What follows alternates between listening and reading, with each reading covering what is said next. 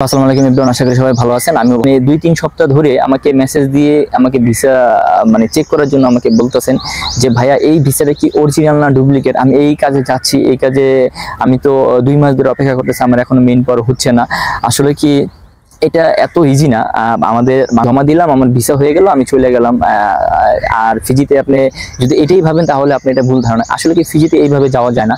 ফিজির ক্ষেত্রে আপনার এটা লং প্রসেসিং। তো এই প্রসেসিংটা কিভাবে হয় আর একটা ভিসা কিভাবে আপনারা যাচাই বাছাই করবেন, আমি এটাও আপনাদের একটু বলে দিই। যদি আপনি একটা যে কোনো টেকনিশিয়াল কাজে যদি জানেন, ধরেন আপনি ডিজেল মেকানিক হিসাবে যদি ফিজিতে যান, কেননা ফিজিতে আপনি কাজের হাতের কাজ জানা ছাড়া লোক কেউ যেতে পারে না। এখন আপনাকে যদি বলে কেউ রেস্টুরেন্টে ভাই আমি যাচ্ছি, ক্লিনার কাজে যাচ্ছি, আসলে কি ভাইয়া আমি ফ্যাক্টরির কাজে যাচ্ছি, এইসব ধরনের কোনো ভিসা ফিজিতে হয় না। এগুলো যারা দিচ্ছে এরাই মনে করবেন আপনার কাছ থেকে ফেক ডকুমেন্ট দিয়ে আপনার কাছ থেকে লক্ষ টাকা হাতে নিয়ে যাচ্ছে। তো ফিজির ক্ষেত্রে যদি আপনি এই যে একজন ডিজেল মেকানিক হিসাবে যদি যান, সেক্ষেত্রে আপনার মিনিমাম আপনার 3 বছর অভিজ্ঞতা লাগবে। যদি আপনি 3-4 বছর যদি এর বেশি থাকে তাহলে সেই ক্ষেত্রে আপনার জন্য ভালো। কেননা বেশি অভিজ্ঞতা থাকলে দেখা যাচ্ছে আপনার কাজের দক্ষতা বেশি থাকলে আপনার স্যালারিটাও ভালো পাবেন ওখানে। যদি তো বিশেষ করে হচ্ছে যদি আপনি ডিজেল মেকানিক হিসেবে যদি যান, আপনাকে মিনিমাম তো বলে দিলাম কত বছর অভিজ্ঞতা লাগবে। এরপরে হচ্ছে দেন আপনি যে কোম্পানিতে যাবেন ওই কোম্পানি থেকে আপনাকে একটা ইন্টারভিউ নিবে। যদি আপনি ইন্টারভিউতে টিকেন সেক্ষেত্রে আপনার নামে একটা এগ্রিমেন্ট পেপার পাঠাবে।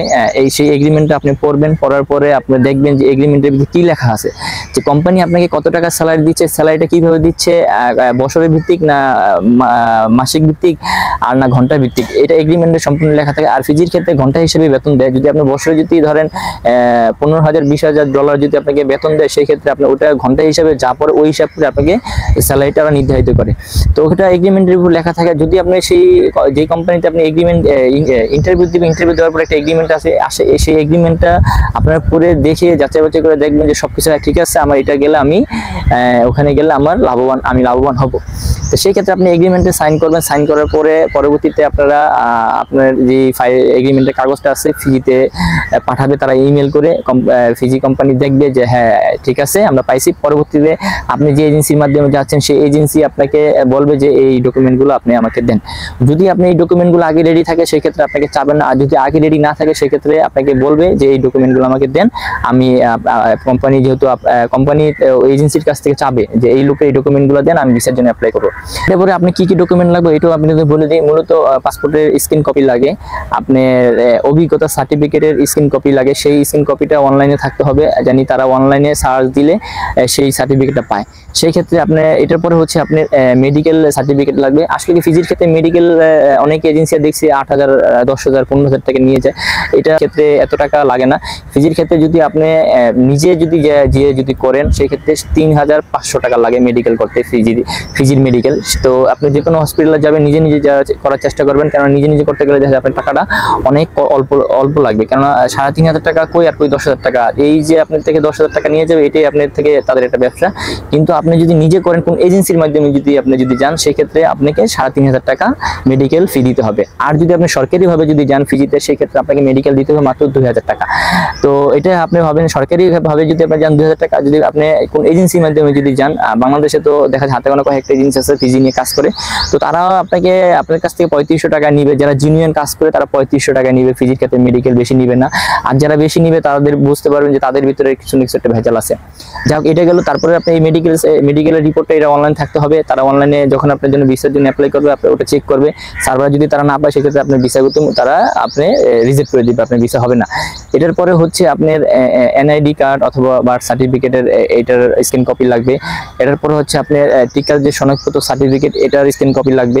এটার পর হচ্ছে আপনার একাডেমিক সার্টিফিকেট, যদি আপনি এসএসসি পাস হন এসএসসি সার্টিফিকেট। যদি আপনি এসএসসি পাস না হন তো সেই ক্ষেত্রে আপনি যদি আপনি ক্লাস 8, 7 পর্যন্ত পড়েন সেই ক্ষেত্রে স্কুল থেকে একটা প্রত্যয়নপত্র আনতে হবে। সেই প্রত্যয়নপত্রটা ইংলিশে লেখা থাকতে হবে। সেই প্রত্যয়নপত্র স্ক্যান কপিটা দিবেন। দেন এটার পরে হচ্ছে আপনি আপনার এক কপি ছবি লাগবে ল্যাব প্রিন্ট। এটা আপনার যারা ছবিগুলো করবেন এটা ছবিটা অস্ট্রেলিয়ান ফরম্যাটে করে নেবেন, ল্যাব প্রিন্ট দিবেন যেন ছবিটা ল্যাব প্রিন্ট, বিদেশের ক্ষেত্রে ল্যাব প্রিন্টে ইউজ করা হয়। তো এটা আপনার যে কোনো কম্পিউটার দোকানে, স্টুডিওর দোকানে যাবেন, কম্পিউটার দোকানে গেলে তো আপনারা তারা মোবাইল দিয়ে করে দিতে পারবে, কিন্তু মোবাইলে ছবিটা গ্রহণযোগ্য করবে না। আপনি যে কোনো স্টুডিওতে যাবেন, স্টুডিওতে যে সেই ছবিটা তুলবেন, এটা ল্যাব প্রিন্ট করে নেবেন, ল্যাব প্রিন্ট করে ওটার স্ক্যান কপিটা আপনারা এজেন্সির কাছে দিবেন। দেন এটার পরে হচ্ছে যখন আপনার কোম্পানির কাছে সব ডকুমেন্টগুলো পাঠাবে, আপনার জন্য একটা ভিসা তারা বের করবে।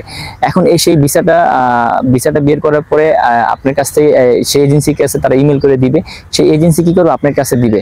এখন এটার পরে আরো প্রসেসিং আছে, কেননা ফিজিতে যখন আপনাকে একটা কোম্পানি নিবে, সেই কোম্পানির ক্ষেত্রে একটা এগ্রিমেন্ট হয়, কোম্পানি টু ফিজি ইমিগ্রেশন। তো ফিজি ইমিগ্রেশনের সাথে একটা এগ্রিমেন্ট হয় যে আপনি যদি ফিজিতে যাবেন, যাওয়ার পরে যদি আপনার কোনো ধরনের সমস্যা হয়, আপনার দেশে আসতে পারতেছেন না, সেই ক্ষেত্রে দেখা যাচ্ছে যে তখন কোম্পানি যদি না পাঠাইতে পারে, সেক্ষেত্রে ফিজি ইমিগ্রেশন আপনাকে দেশে পাঠাই দিবে। তো সেই ক্ষেত্রে দেখা যাচ্ছে কোম্পানির সাথে ফিজি ইমিগ্রেশনের সাথে একটা এগ্রিমেন্ট হয়, সেই এগ্রিমেন্টে তারা এখানে নির্ধারিত ফি আছে, এই আপনার $3400 মতন ফিটা, এটা ফিজি ইমিগ্রেশন কাছে জমা দিতে হয়। জমা দেওয়ার পরে সেই এগ্রিমেন্টের কাগজটা আপনাকে দিবে ফিজি যে কোম্পানি আপনারা যাচ্ছেন, ফিজি ইমিগ্রেশন কোম্পানির কাছে দিবে, কোম্পানি এজেন্সির কাছে দিবে, এজেন্সি আপনার কাছে দিবে। তো সেটার একটা এগ্রিমেন্ট হয়, সেই এগ্রিমেন্টটা আপনারা সাথে রাখবেন।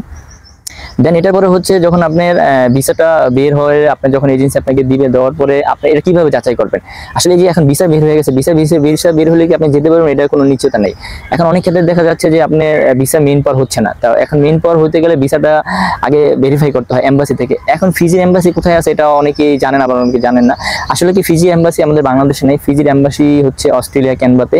তো অস্ট্রেলিয়ার ক্যানবাতে যখন আপনি যে এজেন্সির মাধ্যমে যাবেন, সেই এজেন্সি কি করবে, সেই আপনার ভিসার কপিটা অস্ট্রেলিয়ার ক্যানবাতে পাঠাবে।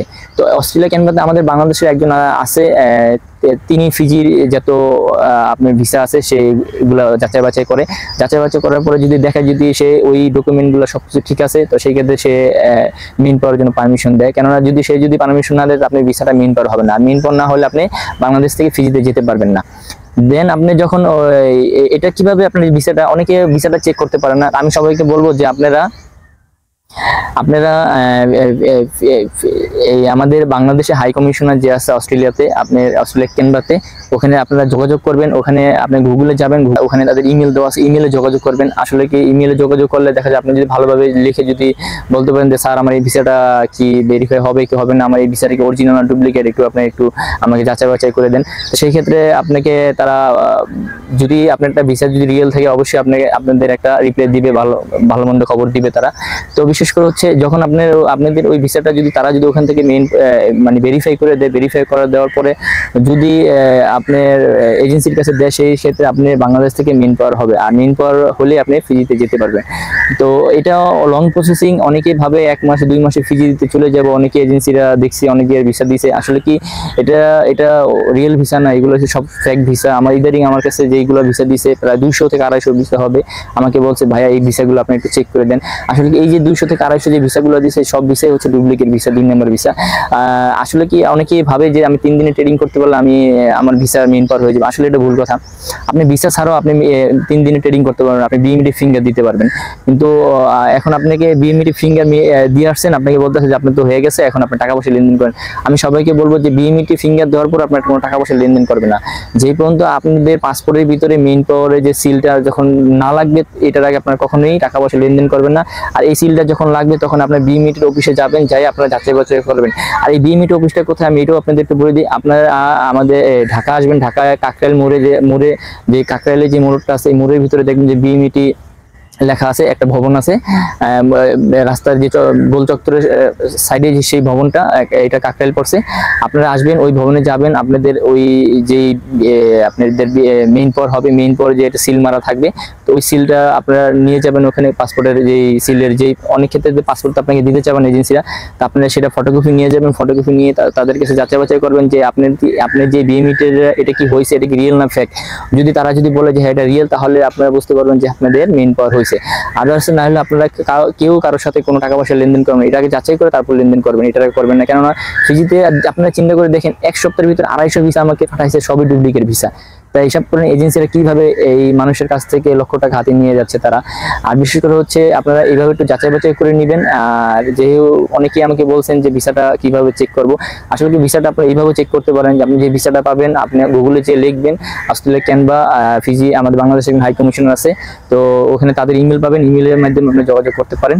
যাই হোক আজকে তো ভিডিওটা বুঝতে পারতেছেন কি বিষয় নিয়ে কথা বলছি। যাই হোক যদি ভিডিওটা ভালো হয় অবশ্যই একটা লাইক কমেন্ট করবেন, অবশ্যই ইউটিউব চ্যানেল সাবস্ক্রাইব করবেন, আমার পাশে থাকবেন, বেশি বেশি সাপোর্ট করবেন। সবাই ভালো থাকবেন। আজকে